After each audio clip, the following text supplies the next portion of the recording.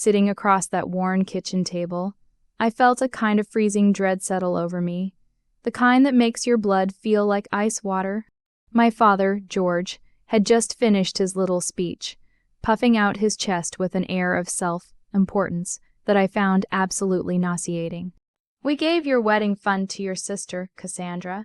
She deserves a real wedding," he declared, his voice booming with what he clearly thought was virtuous pride.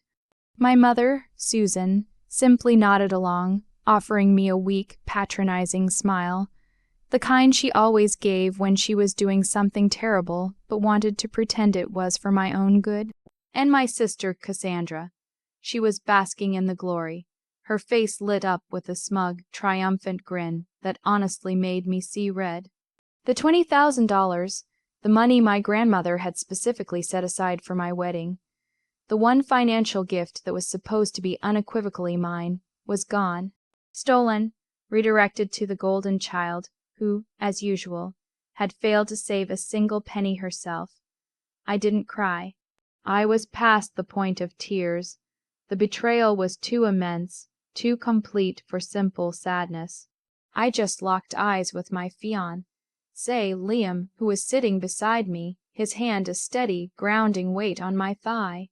He stood up slowly, deliberately, pulling his sleek phone from his pocket.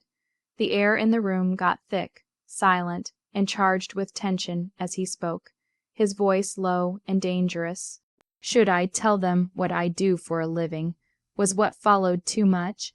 Did I go too far in revealing the shocking truth about Liam and leveraging it to execute a financial maneuver that left my family reeling and exposed their decades of calculated favoritism? Tell me if you would have done the exact same thing. My name is Amelia, and I'm the eldest. My sister, Cassandra, is 3 years younger. If you know anything about toxic family dynamics, you know the script we were handed. I was the responsible one, and she was the sensitive one. This meant I was expected to manage myself, my grades, my finances, and my emotions with zero support. While every hiccup, every minor failure, every whim of Cassandra's was met with immediate, frantic intervention from my parents. If I bought a car with my savings, it was good. Amelia is so self-sufficient. If Cassandra needed cash for a spontaneous trip, they dipped into their savings because she just needs this break. She's fragile. This dynamic extended to the wedding fund, which was the final, critical test of their commitment to me. My grandmother, who truly loved us both equally, had set aside money in a joint fund, explicitly stating that $20,000 was to go to the first grandchild who got married, to ensure they had a decent start. When I got engaged to Liam 6 months ago, I was excited to finally claim what was rightfully mine. Liam is a brilliant man. I met him through my work in the tech industry. He's unassuming, quiet, and incredibly focused. When we started dating, he drove a nice, but not flashy, sedan, and his apartment was tasteful, if modest. We talked about splitting our future wedding costs 50/50, and I planned to use my $20,000 from Grandma, plus the $10,000 I'd saved myself for our small, intimate ceremony. I was proud to contribute. Then Cassandra announced her engagement to Derek, a man she'd known for 3 months. Predictably, she immediately started demanding a massive, over-the-top princess wedding, and she had zero resources to back it up. My parents' hints began instantly. "Amelia, you two are so level-headed. Surely a small courthouse ceremony is all you need. Or Cassandra is having such a tough time saving. Maybe you could just hold off." I put my foot down. "No, that money is mine, and I'm using it." That was a naive statement. I truly underestimated the depth of their entitlement and their willingness to steal from me. Last Sunday, they called us over for dinner, promising an important family discussion. The tension was palpable. Cassandra was silent, but kept shooting me triumphant side glances. Dad launched into his monologue about Cassandra needing a boost, and how I was strong enough not to let a little financial setback affect my happiness. Then came the gut punch. They had gone to the bank and unilaterally transferred my portion of the fund to Cassandra's account. When I asked how they could possibly justify stealing my inheritance, my mother just said, "We are your parents, Amelia. We know what's best for both of you, and frankly, Liam is a nice boy, but he's just starting out too. You couldn't afford a real wedding anyway." That last line was the dagger. They not only stole the money, but dismissed my fiancé and our future based on their totally wrong assumptions about our financial standing.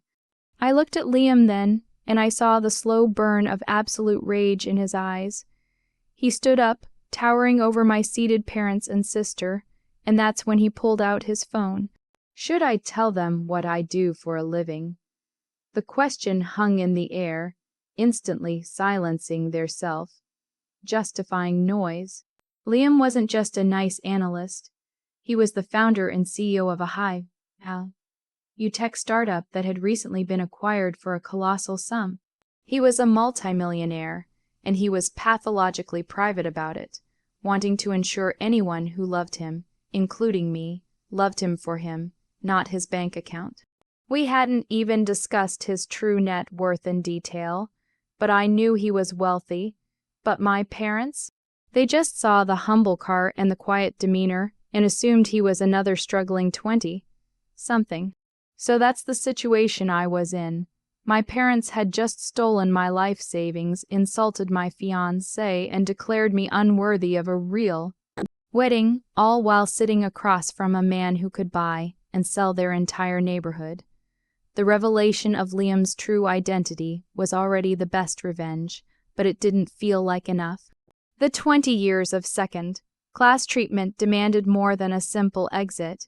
Before I tell you what devastating, calculated step Liam and I took next, a move that financially crippled my sister and exposed the dark legal details of my grandmother's trust, I want you to pause right here and comment below. What would you have done in my shoes? Would you have just walked out? Or would you have used that new information to strike back where it hurt them the most? I needed to decide if I wanted justice or just closure. I chose justice, delivered cold and precise. Liam didn't wait for my father to respond. He didn't even yell. He simply stated the facts in a calm, authoritative voice that brooked no argument. "George, Susan, you believe I'm just starting out. I am the principal owner of Apex Solutions, recently sold to Omnicorp. I am worth over $15 million, and I was going to purchase Amelia and me a house outright this month using my funds. That $20,000 you stole, I spend more than that on business lunches in a year." My mother gasped, a small, choked sound. My father's face went from proud to ghastly white in an instant. The sheer overwhelming realization of what they had forfeited, a financially secure daughter, a son-in-law who could have elevated their lives, and the pure, monumental disrespect they had just shown the wrong person, hit them like a physical blow. But the true masterpiece of the revenge was aimed squarely at Cassandra. I pulled out a folded piece of paper, a copy of my grandmother's trust terms that Liam had insisted I find just days before, sensing trouble. "And Cassandra, congratulations on your stolen money.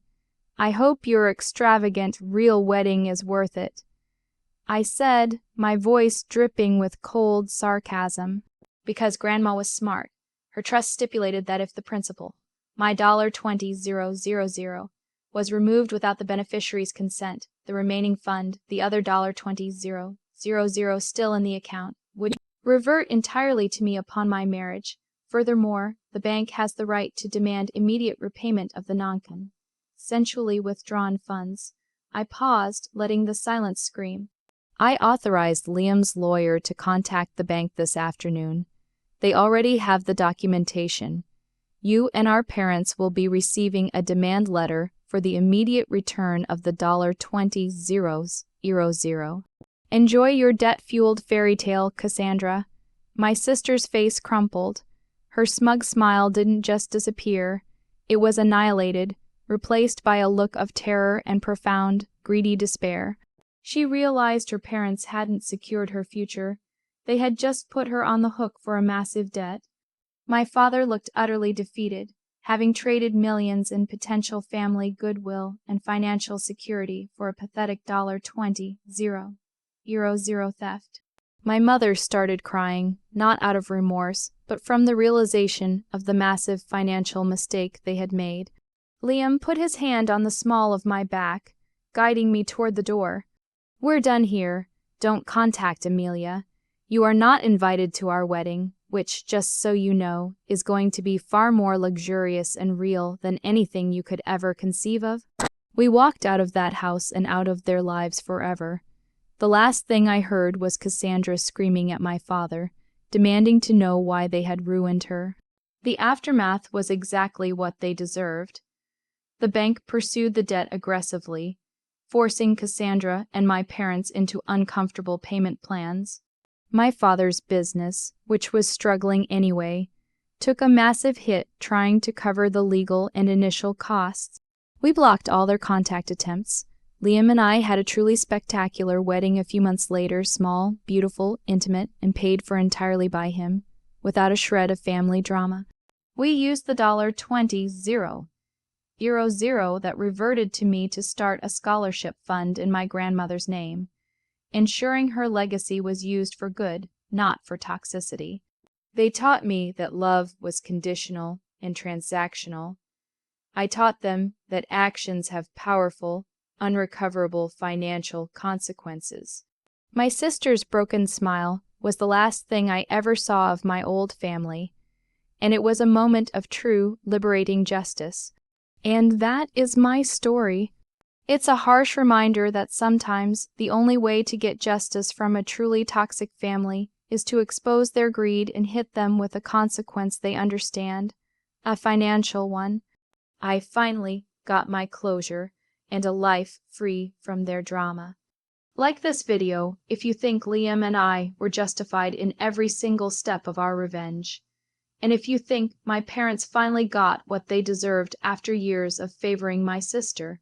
Subscribe for more stories where the silent ones finally speak up, and share your final thoughts on this whole mess in the comments section. I'll see you all in the next story.